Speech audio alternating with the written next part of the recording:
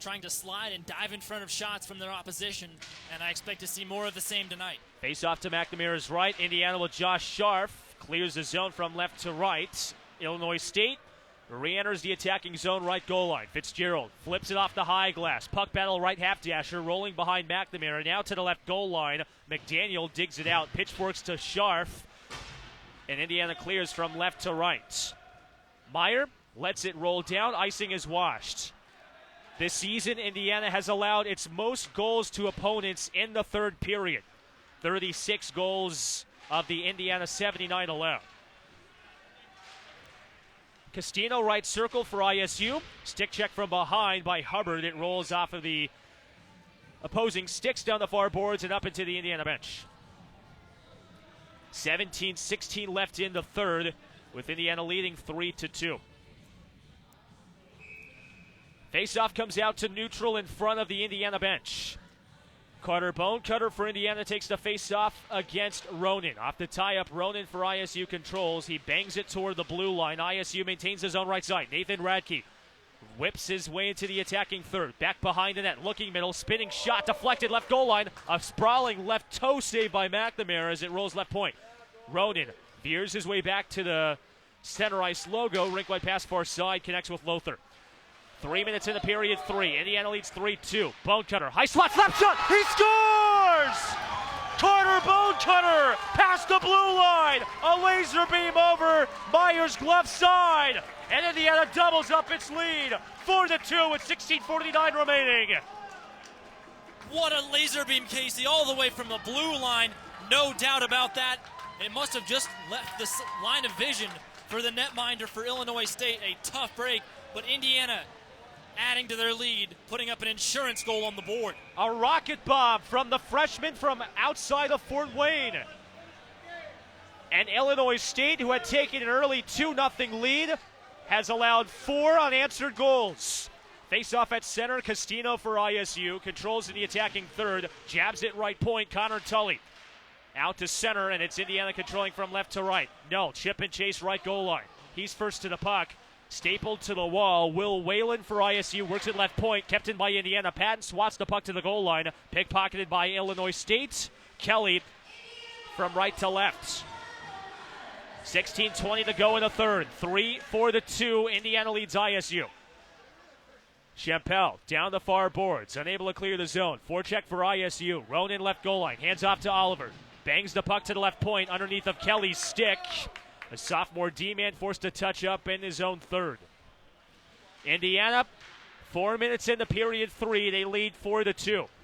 Shabazz for Indiana in the attacking third. Right circle, drop feed to Null. He plays it off the board, swatted out by Castino towards center. He fires a shot from neutral, and McNamara forced to throw the glove on. Indiana fighting for its regionals life. Haven't made a trip to regionals since 2009. Possibly 15:47 away from getting closer. Casey, as a program historically, Indiana is no stranger to postseason play. They've been to the national championship and lost 4 different times since 1995. Face off to McNamara's right. It rolls left point. Kelly bats it toward the near boards. Kissel flips it off the ceiling and out of play. It's been a long time since Indiana's been a national powerhouse at the ACHA level.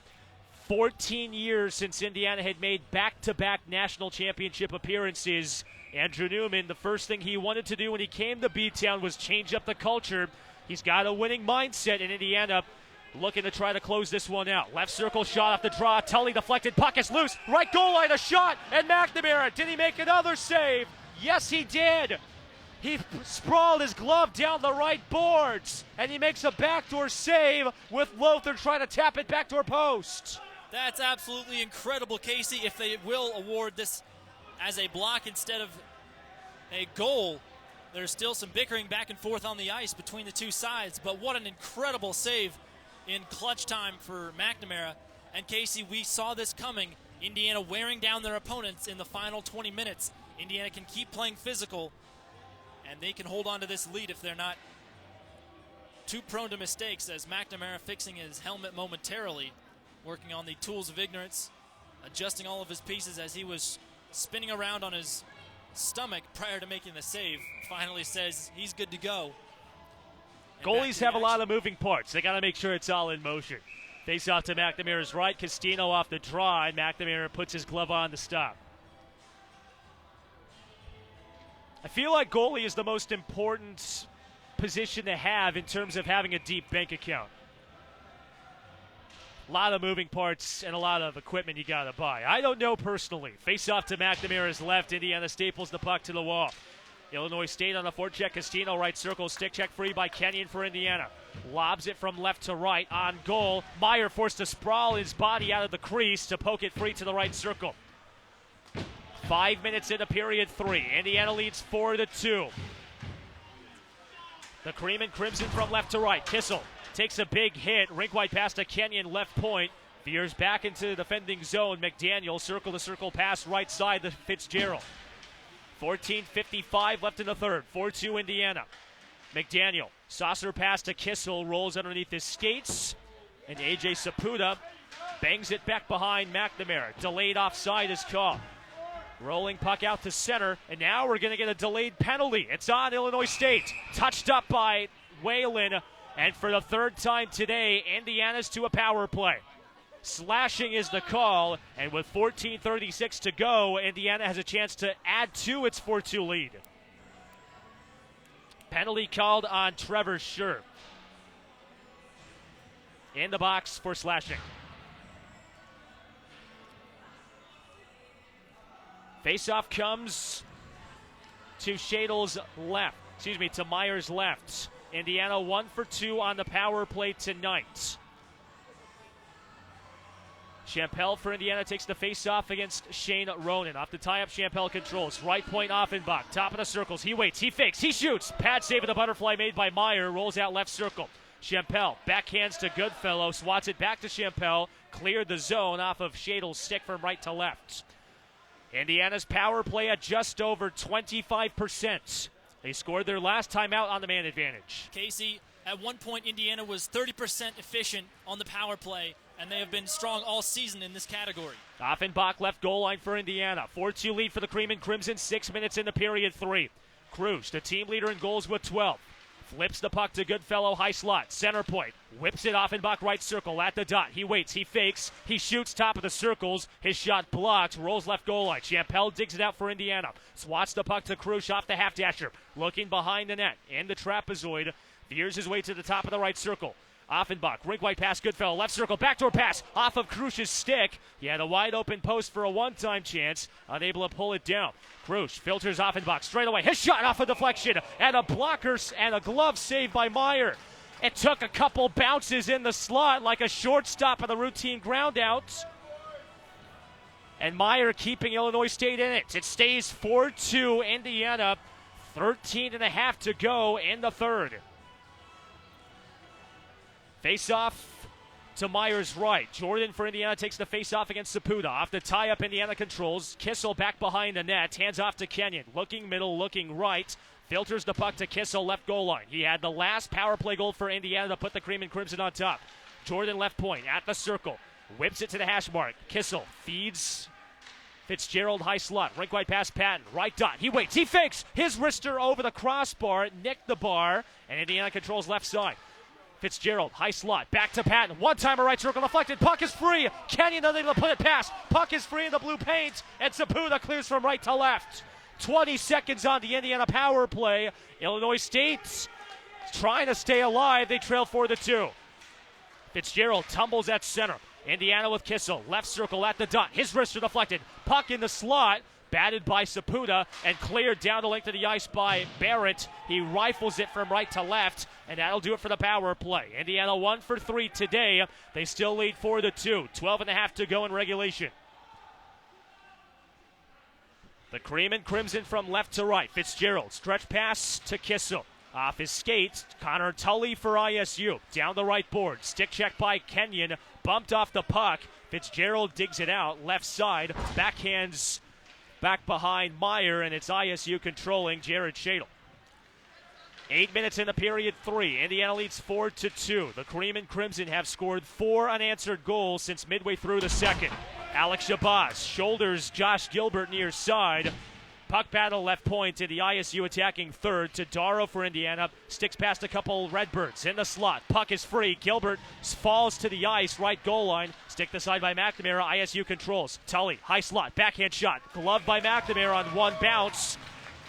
And that halts action. 11:41 left in the third. Indiana maintains a 4-2 lead. Casey, back in the first period when McNamara allowed those 2 goals, we were talking about his confidence and whether or not they'd have to get Stebbins or Zaremski stretched out over on the bench.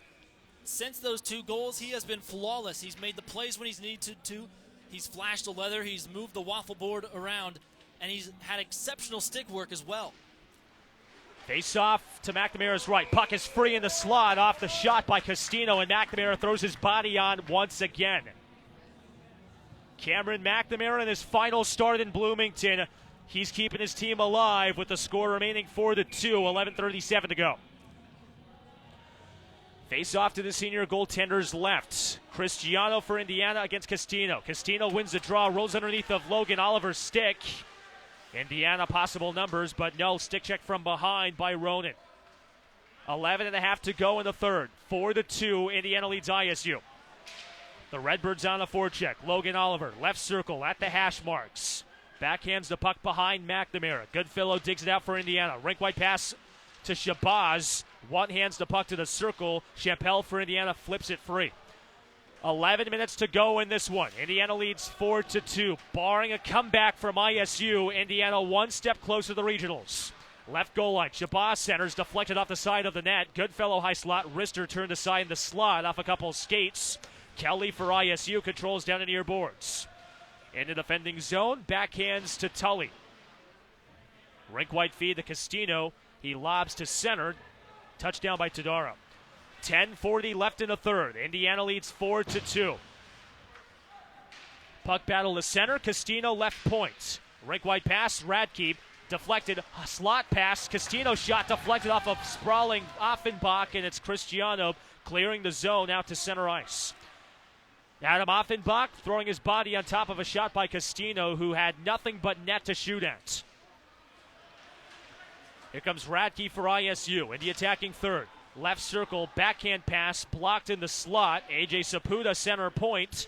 One hand to the left circle. Cristiano intercepts, and he whips it out to center. The first meeting between both schools here in Bloomington since January of 2017. Indiana, having allowed the first 2 goals tonight, have scored 4 unanswered. In the attacking zone, Scharf in the slot. Backhand pass to Cruz. His shot from a close angle, deflected wide. And it's Illinois State with Dylan Lothar filtering to the blue line. Forecheck for Indiana. Cruz, bottom of the right circle, drags to the backhand. He trips to the ice. No penalty called. Illinois State controls. Lothar rims it out to center. Here comes Shane Ronan. He's in all alone. Right circle. He shoots. Deflects off the side of the net. Fitzgerald for Indiana. Rims it off the high glass. Puck at the red line. Cruz doesn't know where it is. Here comes Castino left side at the circle. Chip and chase. Poke free by Fitzgerald. He looks to stretch. He whips his way out to center. Backhands on a dime. Back behind Meyer. 9:10 to go in period 3. Indiana leads 4-2 over ISU. Puck battle far boards. And it's Tully for the Redbirds. Down the right side. Can he clear the zone? He works it to Dylan Lothar, and he works it out to center. 8:50 left in this one. Indiana leads 4-2. Trevor Barrett, right circle. Rister, gloved by McNamara to stop action. And it's been Indiana as resilient as ever as they've been all season late in games at home. They're holding on to a 2-goal lead. To hold on to this lead, Casey, they need to stay physical and keep forcing Illinois State into the glass. That's what they did in the second period, and it really brought them some goals and some extra energy from the crowd. Face off to McNamara's left. Jordan for Indiana against Castino. Puck battle in the high slot. Rolls out to Kelly. Slap pass to himself at the goal line. Goodfellow for Indiana digs it out. Cross ice feed connects with Kenyon. 8.5 to go in the third. Indiana leads 4-2. 8.5 minutes away from moving one step closer to the regionals. The Cream and Crimson having won 4 consecutive games. Illinois State has won 4 straight on the road. Jordan at center. One hands to Kenyon. Falls to the ice. Backhands to Jordan. Right hash marks. Works it to Kissel at the goal line. Stapled to the wall. Whipped down the far boards. Patton keeps it in, and he gets shouldered off the puck, and it's Kelly for ISU. Sauntering past the red line, high-stepping in the attacking zone. Left circle, drop feed Castino, centering pass, high slot. McKellen a shot, and a rebound, they score! 8 minutes to go in this one, and don't count out the Redbirds. It's a 1-goal game. Michael McKellen, the active leader in goals against Indiana, pockets his 12th of the season and his 3rd all-time against the Cream and Crimson. That ends a 4-0 run for Indiana since the midway point of the second. Casey, that was a tough break for Indiana. They just got caught on their heels heading toward defense and couldn't keep the puck out of the net. They'd had a lot of luck so far, but it looked like it ran out on that attack. Face-off at center. Indiana controls James Todaro. Bangs the puck off the near boards. Dug out by Champel. He motors at the red line. Falls to the ice. Barrett swats it into the defending third. Connor Tully backhands to Logan Oliver in the attacking zone. Left dot. Fought off the puck. Puck is free. Left goal line. Shot from Barrett deflected. And McNamara puts his body on top of the puck to stop play. 7:36 remaining in the third. Indiana leads by 1, 4-3. A game that they need. An update from Louisville. Xavier still leads 1-0. 5 minutes to go in the second. Xavier 1 spot ahead of Indiana for the final regional spot in the Southeast. Off the faceoff to McNamara's left. Ronan wins the draw. He works it left hash mark, wheeling his way to the slot. Saputo, right circle at the dot. Wrister deflected off of McNamara's glove. Back behind the net. Georgiou for Indiana can't clear the zone. Saputo, centering feed, looking for Logan, deflected. Here comes Shabazz for Indiana. The lefty stick handler, hands off, no, left circle, his snapshot. Standing blocker save made by Meyer. Puck is loose. Shabazz, a backhander, turned aside. And the Redbirds controlled from right to left. 7 minutes to go. Indiana leads 4-3. The Redbirds have yet to defeat Indiana since joining the Division II classification 5 years ago. Chappell at the red line for Indiana. Gains the line, left circle. Back check from behind. Cristiano backhands into the Illinois State D zone. Shane Ronan, left dot. Bottom of the circle, behind the net, veers toward the trapezoid. He gets tripped up, and we're going to get a penalty. It's on Indiana. Extra attacker on the ice. High slot, Lothar one-timer. Chest save by McNamara to stop play. But for the second time in this period, Illinois State's to a power play. Tripping is the call. It's the second penalty on Indiana tonight. And ISU 0 for 1 on the man advantage, a chance to tie it on the man up. Barrett McDaniel sits in the box. Ties do not do Indiana any favors. Ties in the ACHA and non-conference play do not go to any points. Indiana needs as many points as they can get before regionals and the final rankings come out 2 weeks from now. Face off to McNamara's right. Oliver wins the draw for ISU. He staples the puck to the left goal line. One hands to Nico Castino, the active leader in goals against IU on the power play. Ronan, left goal line, veers toward the top of the left circle. Logan fakes, he waits, centers to McKellen. He scored a moment ago. He has it left hash mark, straight away Kelly, he waits. Slap past right circle underneath of Loser's stick. Kenyon for Indiana in the battle of the number 16s. It's ISU's number 16 and Lothar, backhanding to McKellen in the trapezoid. 5:55 to go. 4-3 Indiana. One-timer Lothar, high slot, deflected over the crossbar. Kelly, left point. Hands off to Oliver. Stick check by Jordan. He staples him to the wall. Puck battle near side. Indiana with, it's ISU McKellen. Left circle. Drop feed at the dot. Logan back to McKellen. Veers back to the point.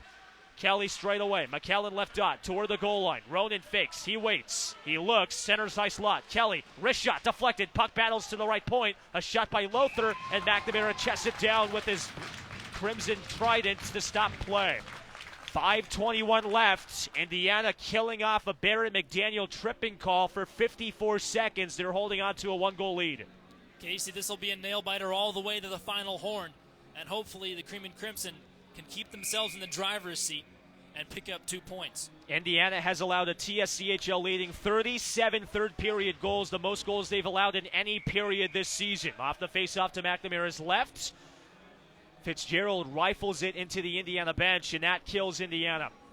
That was a clear that instead goes back into the ISU attacking zone. Casey, the puck had eyes for the far goal line, and instead it's going to be brought back. Fitzgerald, this time his clearance goes down from left to right. Nathan Radke digs it out on a turnover. Short-handed, crucial backhander at close angle. Deflected off the pad of Meyer. Here's Cristiano, right goal line. Edged off the puck. Indiana short-handed, had a breakaway chance with Cruz, but it remains 4-3 Indiana. 5 minutes to go. Kelly, left goal line. He's hit from behind. We're going to get another penalty. It's on Indiana. It's touched up by Fitzgerald, and for 21 seconds, Illinois State's on a 5-on-3 power play. Casey, this has gone from bad to worse. Indiana has played clean for most of the game and most of the season, but this is going to do some damage considerably to the momentum and the confidence level of Indiana's players. Indiana goes from a possible short-handed breakaway goal to now short-handed by 2 men for 21 seconds. John Cristiano sits in the box for tripping. Face off to Mcnamara's right. Off the tie-up, ISU controls. Left circle, Kelly. Fakes a shot, pulls it back down. Top of the slot, between the circles. His wrists are deflected. McNamara sprawls and makes a glove save. A sigh of relief from the Indiana faithful on the near side, Casey. This game is most certainly going to be a barn burner. It's in the balance with 4:37 to go. Indiana on top 4-3. 10 seconds on the 5-on-3 power play before ISU goes to the man up for a minute 50 seconds.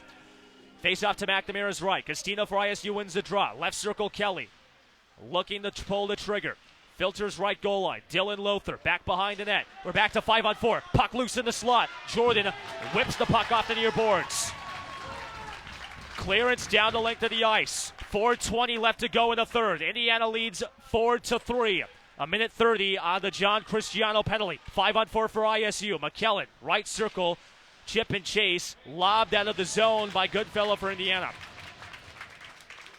4 minutes left in this one. Indiana leads by 1 with ISU on the power play for 75 seconds. ISU from right to left. Lost the puck at the red line. Swatted by Champel behind Meyer. The Redbirds have won 4 consecutive games on the road. It's the first time they've allowed 4 goals in a game since November. McKellen, left side, gains the zone. Champel sticks it free. Oliver, high slot, top of the right circle. His wrister, standing blocker save McNamara. Puck free in the slot. Champel for Indiana digs it down. He backhands out of the zone from left to right with Indiana making a line change. 3:25 left in this one. 4-3 lead for Indiana. 35 seconds on the Cristiano penalty. Nathan Radke, the sophomore D-man, quarterbacks the offense. Flips out to center. Works it to Barrett. Left circle at the dot. Backhand shot. McNamara puts his glove on the puck, and that stops action. 3:04 left. 4-3 lead for Indiana, but Illinois State not going away quietly. Not going away quietly, Casey, and some extra lumber on the ice. Lumber, timber, or some extra plastic, if you will. After a broken stick, Goody will have to fish a new one out of the barrel. That'll be also another way to make some noise. Face off to McNamara's right. Oliver wins the draw. Left circle, Connor Tully. His shot, high slot, deflected. And it's Indiana with Fitzgerald. He falls to the ice. We're going to get a penalty. High slot, shot by Tully, glove by McNamara, and that kills ISU's power play. Fitzgerald was tripped up, and ISU is kicking themselves in the foot. Penalty is called on Josh Gilbert. The sophomore, Sam, who hasn't committed a penalty in 10 games, commits arguably his biggest one of the season. Casey, that's a remarkable statistic. It's almost like Fitzgerald himself, who rarely heads to the box, and this time he is the one drawing the penalty. So Indiana 4-on-4 for 13 seconds before going on the power play for a minute 47. 3 minutes to go in the third. Indiana leads 4-3. Face off to Meyer's right. ISU off the tie-up. They pin it to the right goal line. Jordan staples a man to the wall. 5 seconds on the Indiana penalty. Patton, right point. His wrists are deflected off a couple deflections, and Meyer makes the save. A knuckle puck by the junior D-man. Meyer somehow tracks it through amidst the bodies, and it stays 4-3 Indiana, 2:48 to go. Stebbins has his hand on the release bar of the penalty box for Indiana. Cristiano practically leaning out of the box. 5-on-4, Indiana on the power play. ISU controls the draw. Nico Castino backhands down the right boards. Fitzgerald digs it out. 2:40 to go. 4-3 lead for Indiana. 1:35 power play for the Cream and Crimson. They're 1 for 2 today. Fitzgerald, the active leader in power play goals with 4, sets up shot behind the net. Ambles past the blue line. At neutral, ushers the puck in the attacking third. Right points. Lost the puck, swatted by Saputa from right to left. Indiana with Patton down the far boards. 2:10 to go in the third. 70 seconds on the Indiana power play. 4-3 lead for the Cream and Crimson. Patton, left side, left circle, rink wide pass, Kenyon, right side, his wrister, off the glove of Meyer, rolls left point, Jordan maintains the zone, backhands the puck to himself. One hands to Cristiano, sticked away, here comes McKellen, he's in for ISU, right circle at the dot, wrister chested by McNamara, and he puts his body on the puck. McKellen was marked 1v1 against Fitzgerald, and it was Illinois State's best against McNamara, and the senior goaltender in his final start in Bloomington keeps Indiana up by 1. McNamara has been beyond superb so far and has just a little bit of the way to go. 1:49 remaining. 4-3, Indiana leads ISU. 50 seconds on the Indiana power play. Face off to McNamara's left. Champel controls. He wraps it to Offenbach. He recollects over the words Goodfellow as they work the offense. 4-3, Indiana on top. 95 seconds to go in this one. Champel, left circle, at the dot. Backhand shot, back behind the goal. Cruz digs it out for Indiana, right half dasher. At the circle. Peeling his way to the goal line. Looking middle, looking right. Swatting the puck to Kissel, right goal line. Bangs it off the high glass. Offenbach back toward the net. Hands off to Kissel. Puck batted high up into the air. Cristiano. Cruz pulls it down. 70 seconds to go in this one. Indiana leads 4-3. 5 seconds on the Cream and Crimson power play. Kissel, right goal line. Centering feed deflected. Puck rolls to the right circle. 5-on-5 hockey. 1 minute to go. 4-3 Indiana. Champel at the red line. Lost the puck. Kelly bangs it to Castino. It's down for an icing.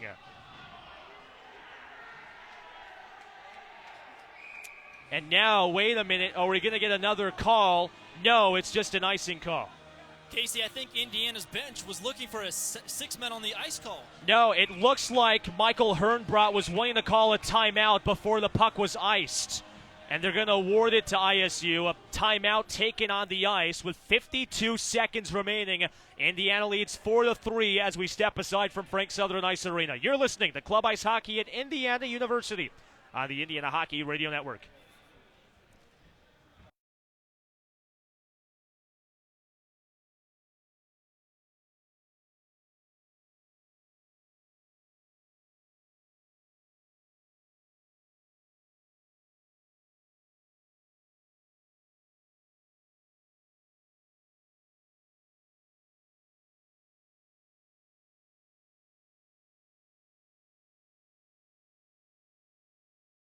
Buckle your seatbelts. 52 seconds remaining in this one. Indiana on top of Illinois State, 4-3.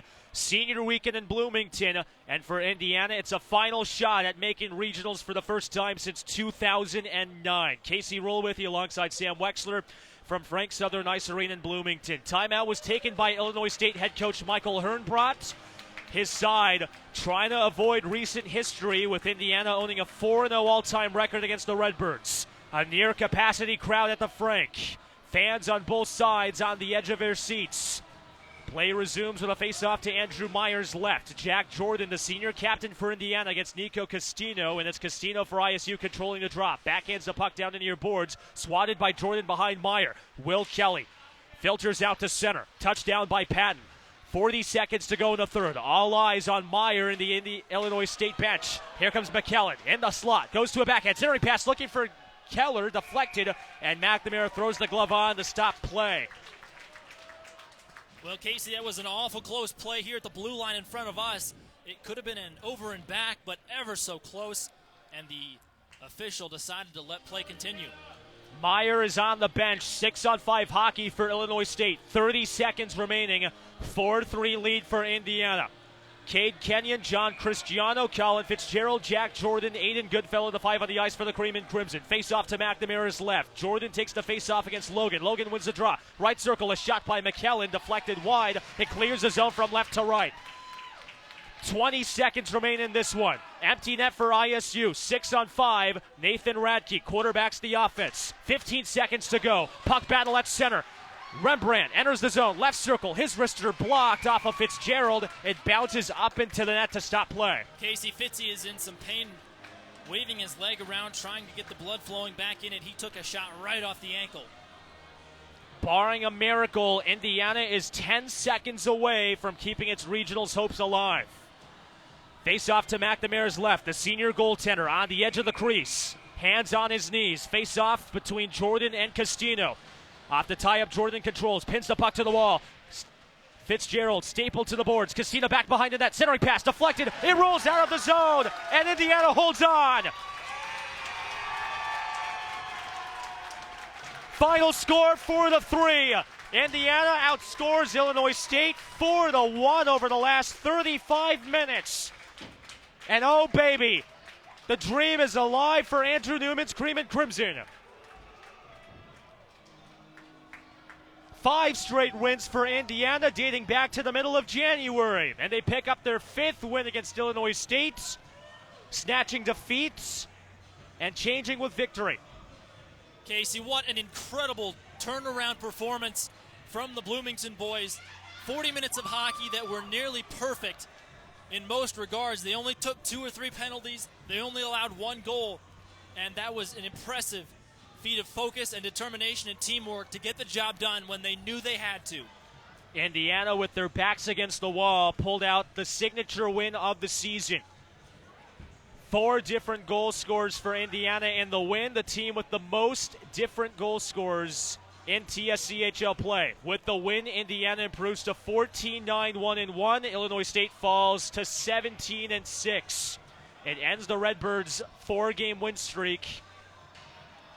Cameron McNamara in his final start with Indiana at home leads the salute at center.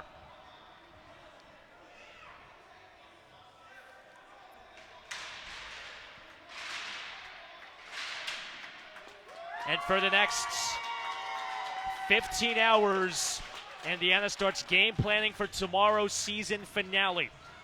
Final score 4-3. Indiana defeats Illinois State. We'll wrap up all the numbers and we'll preview tomorrow on the Club Ice Hockey at Indiana University postgame show on the Indiana Hockey Radio Network.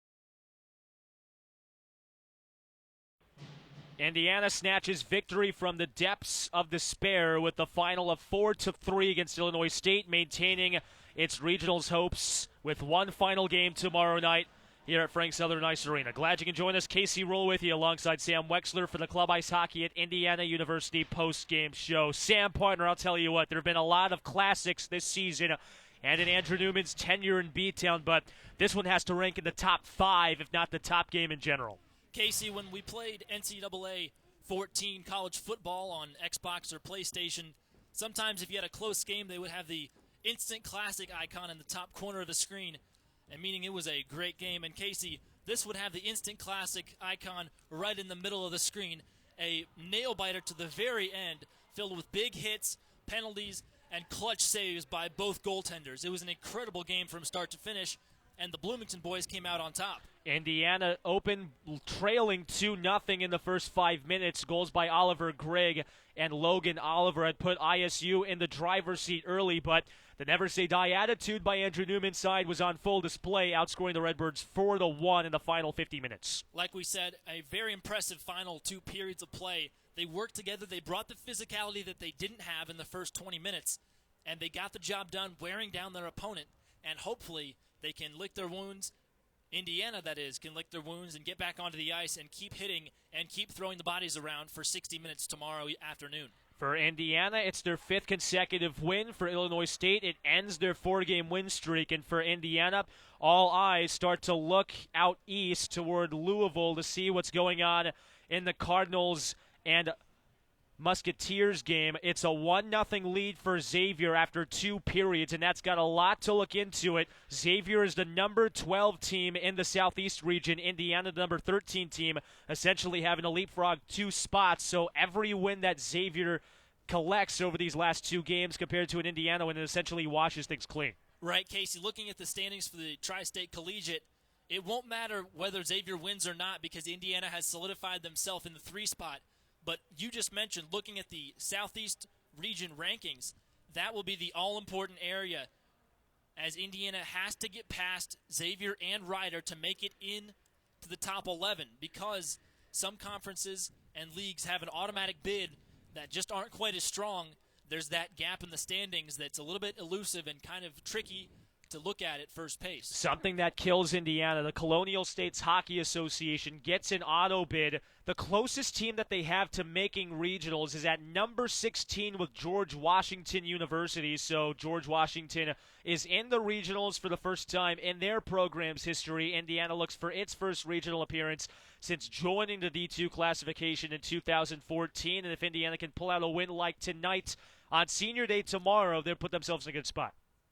They have to get the job done tomorrow afternoon, and the boys will be hyped up. I can tell you that the energy was high in the locker room this evening prior to this game, and with a win tonight in clutch fashion, it will be much the same tomorrow afternoon. And laying in your bed at your home dormitory or house here on campus for the players, that will be a huge key into getting well-rested and ready to play tomorrow. Let's take a look at our 3 stars of the night. Starting at number 3, Indiana had a variety of scores, but you've got to take a look at the guy who scored the game-winning goal for Indiana, Jack Kissel.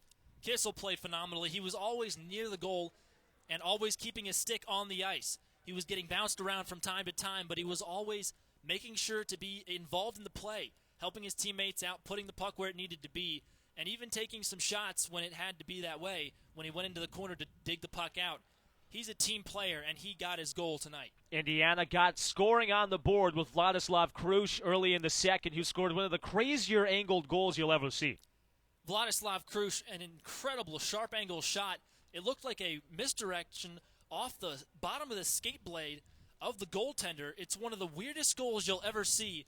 And even if you go onto a YouTube highlights compilation of weird goals and NHL oddities, you won't see very many like that. Indiana, the number 1 star, should be no surprise. The man who is making his final start in this building, Cameron McNamara. McNamara had an incredible performance after the first period. He got himself in the right headspace and reined it back in and made the saves necessary to keep his team in this game and come out on top to pick up a crucial 2 points at the very end of the season. And if we had an honorable mention 3-star, let's give it to Sam Wexler. Running camera, running board, running engineering. You're Mr. Everything, aren't you?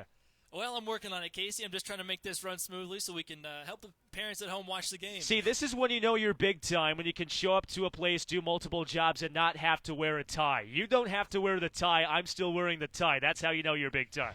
Well, Casey, I'm still working. I'm a freshman, so I've got some time ahead of me to work on being big time. You've still got a couple of years. I know I still have a couple of years. Final score 4-3. Indiana defeats Illinois State. Game 2 tomorrow afternoon at 3:15 p.m. Be sure to join us for our pregame coverage starting at 2:40. We'll have our special pregame interviews with John Cristiano and Joseph Stebbins. We heard from Cameron McNamara and Jack Jordan, 2 of 4 seniors on this Indiana hockey program. We'll hear from the other 2 tomorrow with a special ceremony honoring all 4 seniors tomorrow afternoon before puck drop in game number 2. For Sam Wexler, Casey Roehl saying so long for now.